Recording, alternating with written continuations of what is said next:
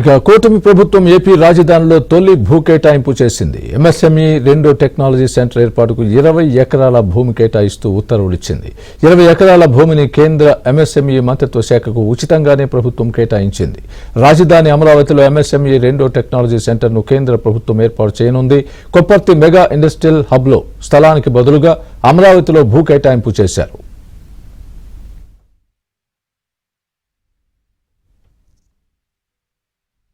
భూమిని కేంద్ర ఎంఎస్ఎంఈ మంత్రిత్వ శాఖకు ఉచితంగానే ప్రభుత్వం కేటాయించింది.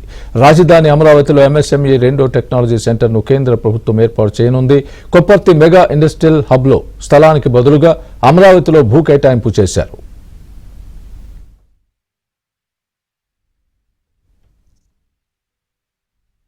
భూమిని కేంద్ర ఎంఎస్ఎంఈ మంత్రిత్వ శాఖకు ఉచితంగానే ప్రభుత్వం కేటాయించింది.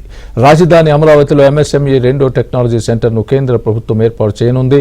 కొప్పర్తి మెగా ఇండస్ట్రియల్ హబ్లో స్థలానికి బదులుగా అమరావతిలో భూ కేటాయింపు చేశారు.